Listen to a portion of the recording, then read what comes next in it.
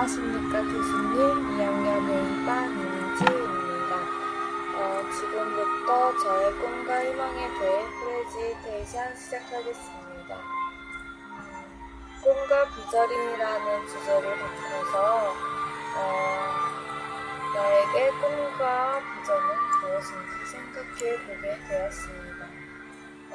그리고 어렸을 때 나의 꿈은 어떤 꿈을 가지고 있었고 어떤 생각을 하고 있었는지를 해보게 되었습니다.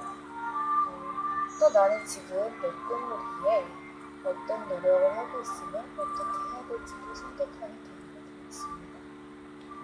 우선 저는 1991년 8월 7일 경기도 포천 이상용시댁에서 손도 안 보고 데려간다는 예쁜 셋째 딸로 태어났습니다. 맨날 하나 다른 거 없이 셋째 딸답죠?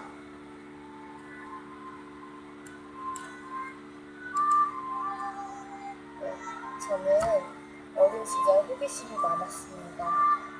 그래서 엄마가 집을 비우시고 나면 엄마 화장대에서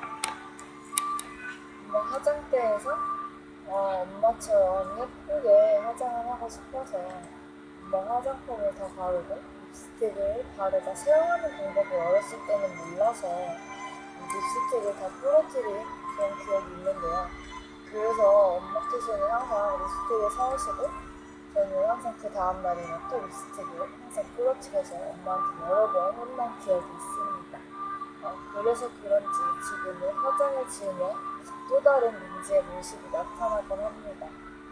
또 한 번은 제가 엄마 옷을 입고 엄마 구두를 신고 들다니다가 엎어져서 무릎이 까진 적이 있는데 엄마한테 혼날까봐 놀다가 다쳤다고 그렇게 말한 기억도 있는데요. 어렸을 때부터 저희 집에는 집을 기르던 강아지가 있었는데 언니들이 항상 학교를 가고 혼자 남으면 저는 강아지와 친구가 되었는데 그러면서 강아지와 함께 놀다 보니 동물을 보호할 수 있고 그런 뭔가 동물에 관한 일을 하고 싶어서 수의사가 되는 게 꿈이었습니다. 부모님께서는 여러 경험을 시켜주고자 많은 것들을 하게 해주셨는데요. 그 중 하나인 피아노를 6년간 배우면서 한동안은 피아니스트의 꿈을 꾸다가도 또 어렸을 때는 목소리가 꿀꿀이 같아서 가수가 되는 게 꿈이었습니다. 그래서 꿈을 이루기 위한 작은 노력으로 학창시절 때마다 합창부를 했었는데요. 거기서 조장도 맡았고 꾀꼬리를 가진 제가 있어서 그런지 항상 상을 받았던 것 같습니다. 단주리에 따스한 햇살 받으며 희망으로 가기 전 나의 친구야 이렇게 노래를 부르면서 합창부 시절을 보내고 학창 시절을 보냈는데요. 저의 인생은 즐겁게 라는 것입니다. 이 말을 딱 들으면 뭔가 당연한 이야기라고 생각이 되실 텐데요. 하지만 막연하고 우리가 제대로 실천하지 못하고 있는 부분입니다. 최선을 다하자, 피할 수 없으면 즐겨라, 인생은 한 번뿐 이 말들은 다 인생을 즐겁게 살지 않으면 모두 다 해낼 수 없는 말이죠. 이처럼 저는 인생은 모든 일을 하든 즐겁게 해야 된다고 생각합니다. 사람이 한 번 살면서 어떻게 좋은 일만 할 수 있겠으며 어쩌다 한 번은 자기가 하기 싫은 일을 겪을 때도 있을 텐데요. 그럴 때마다 항상 짜증을 내고 하다 보면 더 하기 싫은 일을 더 하기 싫게 되고 괜히 될 일도 안 되게 되고 생각하는 마음도 다 달라지게 느끼게 되는 것입니다. 그래서 하기 싫은 일도 즐겁게 항상 실패를 하더라도 막 짜증내고 화내기보다는 괜찮아 나는 다시 또 할 수 있어 이런 마음으로 실패도 두려워하지 않고 항상 실패도 즐겁게 하면서 하자 이런 주의고 한 번 사는 인생 즐겁게 살자 이런 주의입니다. 즐거운 인생을 살기 위해서는 저의 인생 계획을 장기 계획으로 한번 세워보겠습니다. 과거에는 어려서 여러 번 꿈이 바뀌었지만 지금은 학교를 다니면서 기공을 배우면서 이 분야의 1류 기공사가 되고 싶습니다. 졸업한 선배들 이야기를 들어보면 대부분 기공을 못하겠다, 관둔다 이런 사람들도 굉장히 많은데요. 학생으로서 저는 그런 말을 들을 때마다 굉장히 마음도 아프고 걱정도 되고 앞으로 어떻게 해야 될까 이런 고민들을 굉장히 많이 할 때가 있습니다. 하지만 저는 이 분야에서 누구보다 더 잘 알고 테크닉을 있던 전문 의사가 되는 것이 목표입니다. 그리고서 저는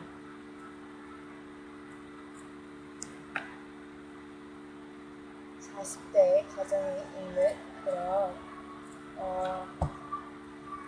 엄마가 되어 있을 텐데요. 기공을 오래 할 수 있다는 장점이 있기 때문에 아이들을 키우면서 계속 일을 할 수 있는 워킹맘이 되겠습니다. 지금도 아빠께서 쉬시면 가족들과 함께 시간을 보내고자 여행을 다니고 있는데요. 저는 저도 그런 점이 굉장히 좋고 아이들한테도 추억으로 많이 남고 가족에 대한 그런 애를 더 느낄 수 있어서 아이들이 어느 정도 자라고 성장하면 저는 그동안 열심히 벌어 일한 돈으로 남편과 그 아이들과 함께 우리나라를 돌아보고 싶습니다. 또 우리나라뿐만 아니라 전 세계를 돌아다니면서 여행을 하는 게 제2의 제 인생의 목표입니다. 다음은 이건 제가 학교 다니면서 했던 그런 건데요. 지금은 왁서를 하지만 1학년 때는 카빙을 하자. 저는 카빙이 정말 싫었는데요. 부각하는 방법도 모르고 모양도 예쁘게 나오지도 않고 그래서 초반에는 정말 많이 헤매고 허덕였는데 차차 하면서 방법도 알게 되고 교수님이 차근차근 알려주셔서 그나마 수월하게 잘할 수 있었던 것 같습니다. 전학을 다 카빙하고 나서는 정말 뿌듯한 마음을 할 수 없었는데요. 범꼴제 작품을 준비한 건데 옆에 사진은 범꼴제 작품을 준비하면서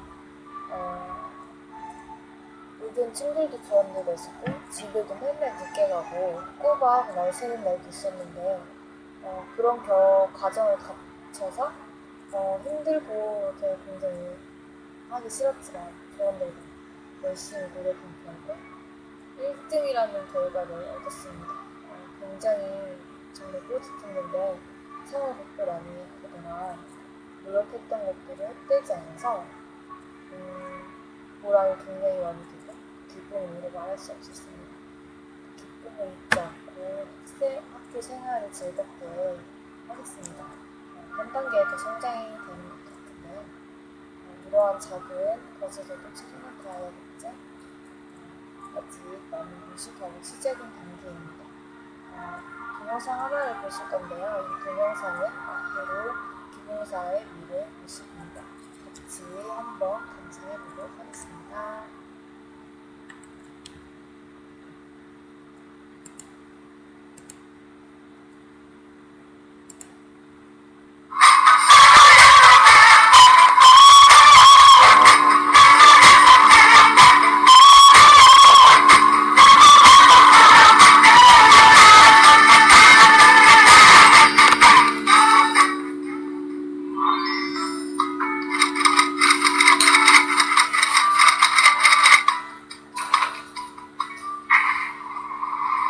치과를 방문하는 치과기공사 윤원선 씨. 병원 안에선 치과 진료가 한창이다. 아름다운 치아는 물론 이가 시리고 아프거나 불편할 때 찾게 되는 치과.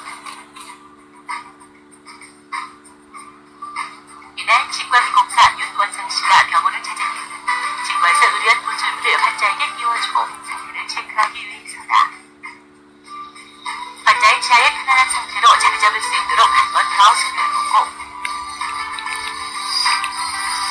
세심한 손길을 거친 치과기공사의 작품이 환자의 치아에 안착합니다. 치과기공사는 구강의 물리적, 생리적 조건을 잘 알고 작업을 해야 한다. 구강의 상태를 숙지해야만 정교한 보철물을 만들어낼 수 있기 때문. 치과기공사는 치과치료에 필요한 다양한 종류의 보철을 만드는데 치아 성형을 위한 보철물도 그중 하나. 환자도 포기하고 의사도 난해한 케이스라면 힘들어할 때 절대 포기하지 않고 완벽한 작품을 만들어내기 위해 노력하는 치과기공사. 이제 그 직업을 본격적으로 탐구해보자. 치과기공사는 병원의 치과기공실이나 전문적인 장비와 시설을 갖춘 독립된 치과기공소에서 근무하는 게 일반적. 치과기공소에서는 의사의 진단에 따라 여러 종류의 보철물을 제작하게 되는데 치과치료의 종류에 따라 의치를 하거나 부분적으로 금단을 씌우기도 하고 교정장치를 하는 등 다양한 보철물들이 만들어진다. 고도의 집중력과 꼼꼼한 손끝으로 작업하는 치과기공사. 보철물 제작에 있어 가장 첫 번째 하는 작업은 석고 모형 만들기. 석고가루 물과 물을 오일로 섞어 환자의 치아 모형에 부은 다음 1시간 정도 건조 분리해내면 석고 모형 완성. 이제 석고 모형에서 치아를 분리하는 작업을 하고 변형이 없는 왁스를 발라 물을 살짝 데운 도구로 모양을 잡는다. 하나의 보철물이 나오기까지 치과기공사에서는 잠시도 쉴 틈이 없는데 이제 금이나 세라믹 등 원하는 보철물에 맞게 단단한 남형이 만들어지고 치과기공사에게 세심한 주의력과 친밀함은 필수. 이제 의뢰자의 치아와 같은 색을 내기 위한 작업이 이어지고 치아색과 가장 비슷한 세라믹 가루를 선택해 증류수와 문 앞에 3번 정도 부어주면 끝.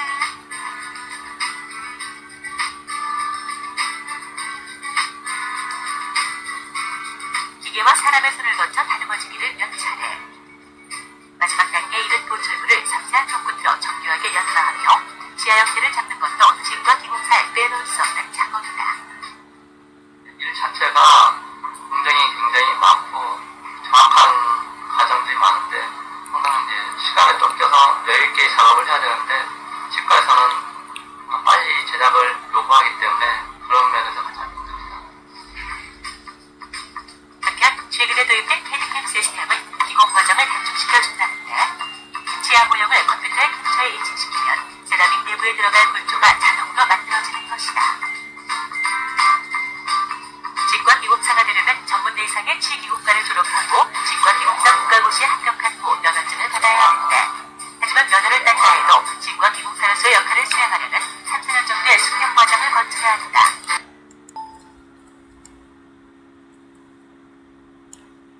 네, 저는 치과기공사는 보철물을 제작하고 나서 바로 그냥 치과로 보내는 줄만 알았는데 이 영상을 보고 나니까 직접 치과로 내연도 해서 환자의 구강 내에 장착하고 맞지 않는 부분은 좀 더 다듬어서 환자 구강 내에 맞도록 직접 그렇게 하는 것을 보고 저는처럼 뭔가 환자에게 만족도를 더 높여주고 환자가 만족스러운 그런 보철물로 인해서 구강 내의 그런 모든 환경들을 더 개선할 수 있고 저작이나 발음, 심리 이런 부분에서도 개선이 될 수 있다는 것을 좋다고 생각합니다. 그리고 영상을 보면 변호사님께서 시간이 쫓겨 여유있게 작업을 하지 못한다고 하셨는데 또한 그런 기분에 좀 더 우리가 작업을 하기 전에 해야 될 그런 작업이 많죠. 그런 작업을 좀 더 수월하게 할 수 있는 장비나 그런 기술이 발달된다면 우리가 수월하게 일을 하지 않을까 그런 생각도 해봅니다. 기부사를 하면서 기부만 하는 게 기부사가 아닌 걸로 알고 있는데 좀 더 열심히 해서 기부사로 일하면서 저도 제가 기부사로서 어떤 그런 장비들이 필요하고 이건 있었으면 좋겠다, 진짜 필요하겠다 이런 부분도 있으면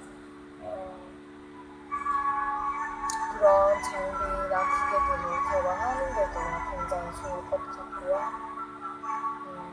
기본사로서의 자질을 좀 더 갖추고 환자가 편안함을 느끼고 만족하는 그런 보청으로 제작하고 싶습니다. 그리고 좀 더 나아가 외국에 한번 나가서 발을 넓히는 것도 좋을 것 같은데요.